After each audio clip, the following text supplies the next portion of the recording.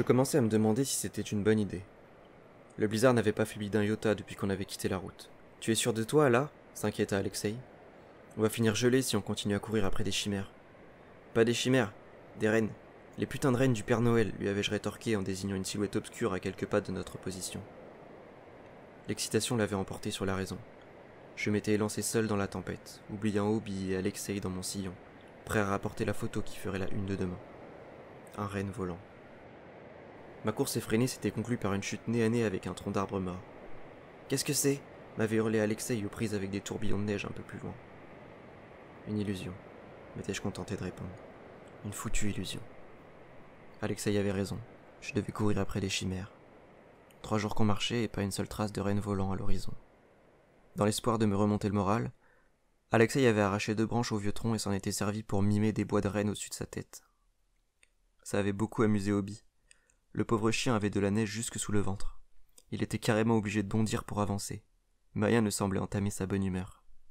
Enfin, ça, c'était ce que je croyais avant qu'il se mette à aboyer contre le vent. Il avait vu quelque chose. Sans même qu'on ait eu le temps de le retenir, Obi s'était engouffré dans une grotte cachée par une cascade de flocons. Obi, l'avais-je appelé en y entrant à mon tour. Aucune trace du chien. Alexei alluma sa frontale pour qu'on y voie un peu plus clair. Obi, demandai-je à nouveau en voyant revenir une forme familière du fond de la grotte. Viens ici, mon grand. Qu'est-ce que tu as là, hein ? Il tenait un morceau de bois dans sa gueule, l'air béat. On aurait dit un jouet sculpté à la main. Regarde ça ! S'exclama Alexei en éclairant le sol. Il y en avait partout. Des dizaines et des dizaines de jouets en bois. Tu crois que quelqu'un vit ici ? Comme une réponse, des bruits de grelots se firent entendre un peu plus loin dans la grotte. C'est là qu'on les a vus. Des rennes. 9 pour être précis, couchés sur un lit de foin.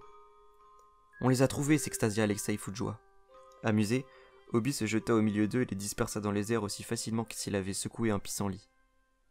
C'est alors qu'une ombre gigantesque vint se projeter depuis l'entrée de la grotte jusque sous nos pieds. On aurait dit une bête. Quoi que ce soit, ça devait faire dans les 2 fois la taille d'un homme. Ça avait les épaules carrées, pareil à une armoire, et le poil hirsute, blanc et dur, comme du fil de fer. Par pitié, ne nous mangez pas, pleurnicha Alexei. L'intrus s'avança vers nous de tout son poids et se mit à rire. Pas un rire qu'on aurait pu écrire ha ha ha. Plus un rire qui faisait ho ho ho. Il nous invita à nous détendre. On patienterait ensemble tant que la tempête se calme et on partirait après. Il avait allumé un feu et avait commencé à faire bouillir de l'eau pour nous préparer un thé. Il lui ressemble beaucoup, m'avait murmuré Alexei. Nombreux sont ceux qui s'aventurent par ici et n'en reviennent jamais.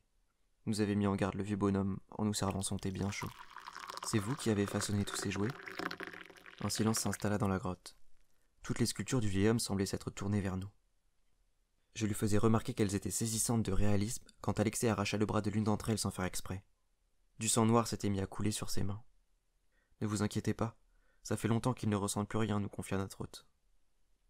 Alexei s'excusa et reposa le jouet par terre. Vous vivez seul ici ? Lui demandai-je pour changer de sujet. Je ne suis pas seul. Il y a mes rennes et les jouets. Ce sont vos rennes ? C'est moi qui les élève. Vous savez ce qu'ils représentent ?